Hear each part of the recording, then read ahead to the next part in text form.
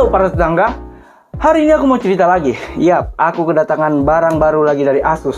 Tapi ini apaan ya? Laptop? Tapi kok cuman layar doang ya? Apa tablet? Bingung aku sebenarnya ini apaan. Tapi daripada kita bingung, langsung aja kita coba buat dipakai. Enak apa enggak? Dan kita akan bagikan pengalamannya. Pertama aku mau ngomongin soal displaynya ini dulu deh, yang udah bergabung sama mesinnya di belakangnya. Ini sebenarnya adalah ROG Flow J13. Setebel ini tuh, di dalamnya udah ada chipset Intel i5 Gen 12 dan mendukung grafis Intel Iris, RAM 16GB sama SSD 512GB. Oh iya, kalian juga jangan sampai salah ya. Ada 3 varian di laptop ini. Ada yang versi dengan RTX 3050 Ti dan prosesor Intel i9 Gen 12 lengkap sama display 4K atau yang Full HD. Kalau yang punya aku nih versi yang paling rendahnya lah di antara 3 itu. Jadi ini displaynya udah berukuran 13,4 inci dengan sRGB 100% dan refresh rate di 120Hz dengan panel IPS. Jadi sebenarnya kalau ngedesain di sini nih udah enak banget sebenarnya, apalagi udah patent validate. Yang dalam catatannya adalah mirip konsep itu seperti tablet yang bisa kamu operasionalkan sebagai laptop untuk kerja. Konsep kayak gini tuh udah dipakai di iPad milik Apple ya. Tapi ada yang beda sebenarnya. Nanti akan ku kasih tahu. Masih lanjut di layar, displaynya ini udah layar sentuh. Jadi dan ngedukung pen stylus. Tapi aku nggak dapat. Ya udah gambar pakai tangan aja. Udah ngomongin spek, langsung aja kita benchmark. Dan ini dia hasilnya.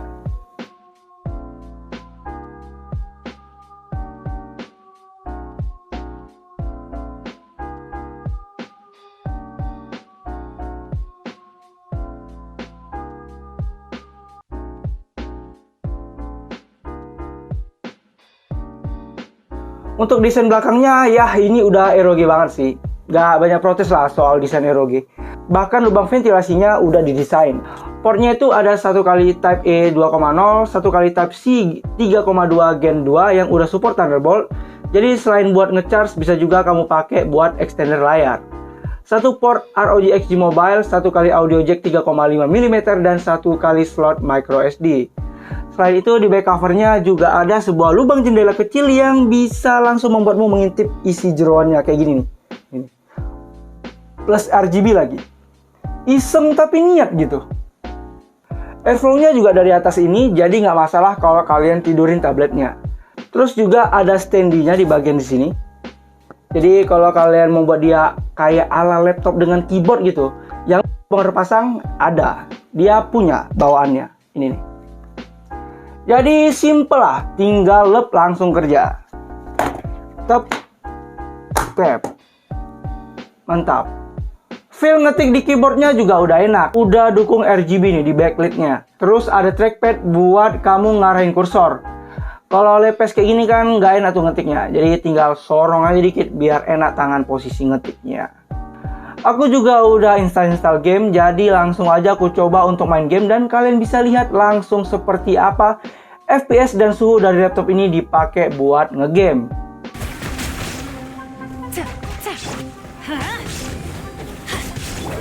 Things are about to get dicey.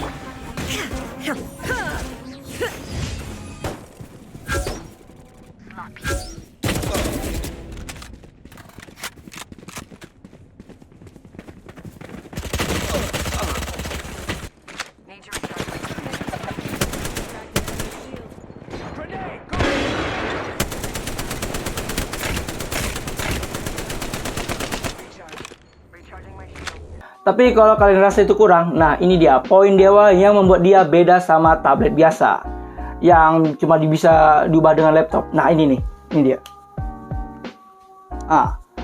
Asus tuh ngasih sebuah Vega eksternal. Jadi kalau kalian ngerasa kecepatan laptop ini kurang cepat, kurang buat main game, nah ini dia ROG XG Mobile. Tinggal colok aja dan kalian akan bisa merasakan manfaat dari yang aku punya ini versi RTX 3080. Jangan ditanya lagi kecepatannya ya, jangan ditanya lagi. Jadi aku coba aja buat main game AAA yang support DLSS. Tunjangan smoothnya kerasa parah. Ini sebenarnya yang harus diimplementasikan ke laptop lain. Yang sayangnya, XG Mobile ini cuma bisa kamu colok ke berbagai laptop seri Z doang ya. Untuk pemasangannya akan aku buat video terpisah yang ada di sini. Jadi klik aja situ dan sama tutorialnya juga ada di situ.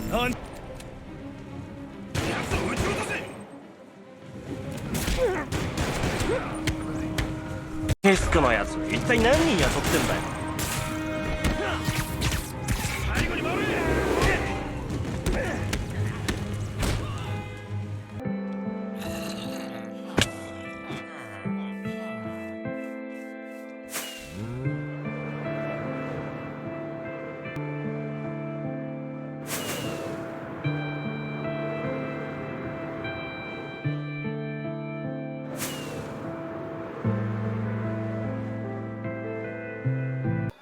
Tapi ya sebenarnya menurutku agak kurang puas sebenarnya main game di laptop ini. Karena layarnya 13 inci kayak gini, sebenarnya nggak terlalu enak buat main game karena sempit banget pandangan kita.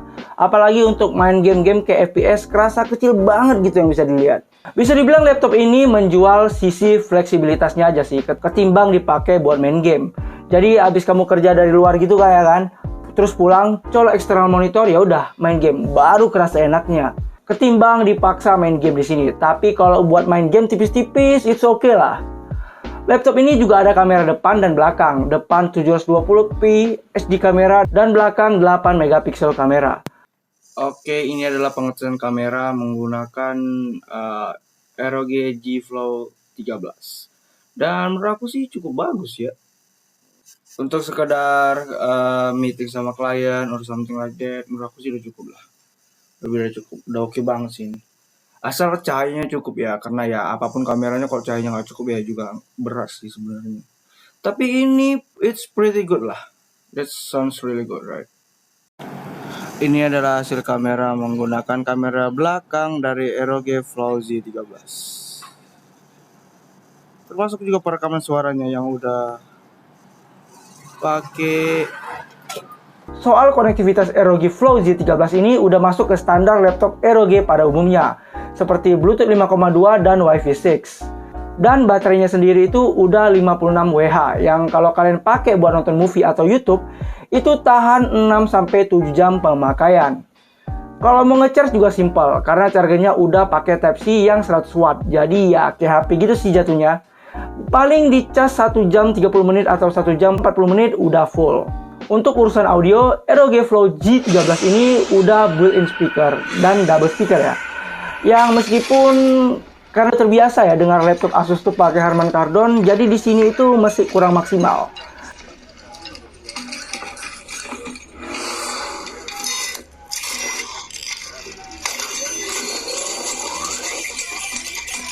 Ya karena udah biasa dengan standar Asus yang tinggi sih ya. Jadi kalau nggak Harman Kardon jadi rasanya kurang gitu. Untuk urusan mic ada 3 lubang mic di sini yang udah dukung AI mic noise cancelling. Kesimpulan aku tentang ROG Flow J13. Kalau untuk ngegame bisa aku bilang kamu harus pikir-pikir dulu lah. Meskipun secara kapasitas ini udah enak sebenarnya untuk main game seperti Valorant, Apex ataupun Genshin Impact. Tapi kalau untuk main game-game AAA masih harus ditolong sama ROG XG Mobile-nya yang memang dijual secara terpisah. Apalagi udah aku bilang kan ya, layarnya ini kecil banget buat main game, jadi kurang maksimal aja gitu rasanya kalau kalian paksa buat main game.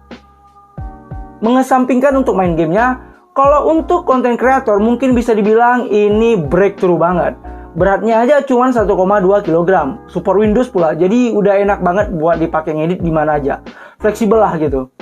Sama kalau lagi sumpek ya bisa lah main game-game ringan, game-game tipis ya kan, setengah jam 15 menit main game gitu. Terus rasanya laptop game itu kayaknya nggak cukup deh, 512 GB itu. Tapi ROG Flow Z13 ini menawari tambahan storage.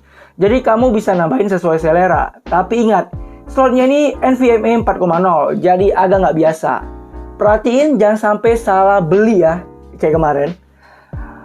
Catatan tambahan lainnya sepertinya ada di port, yang cuma satu. Kalian benar-benar harus beli port hub tambahan sebagai kompensasi atas compactnya laptop yang satu ini. Karena dia itu cuma ada satu port, Type A doang. Jadi kalau kalian mau pakai mouse tambahan sekaligus berbagai gadget yang membutuhkan port, Sepertinya tuh kalian membutuhkan port hub. Ini juga termasuk kalau kalian mau nambah layar juga ya, harus pakai port tambahan karena kan port Type-C-nya udah dipakai untuk charging. Bisa dibilang ROG XG Mobile ini agak cukup breakthrough untuk laptop ini. Karena selain nambah power GPU, gadget ini juga ngasih berbagai port kayak 4 kali port Type-A, 1 port HDMI, 1 port DisplayPort, 1 port display dan 1 port Ethernet RJ45. Kayaknya setengah kemampuan dari laptop ini dipisah kayak gitu. Jadi lu bener-bener kayak ngerakit laptop gitu jadinya. Laptop kok dirakit. Untuk harganya ROG Flow Z13 yang aku miliki ini dibanderol hanya 21,5 juta aja. Kalau merasa nggak sempurna ya hanya dengan laptopnya doang, ya udah langsung aja pinang XG Mobile-nya. Cuman 23,8 juta aja kok. Oke, sekian itu aja ceritaku soal ROG Flow Z13 kali ini. Jalan-jalan ke pasar Minggu, singgah sebentar membeli arang. Begitu aja videoku. Silahkan ke kolom komentar jika merasa ada yang kurang. Billy sign out and thank you semua.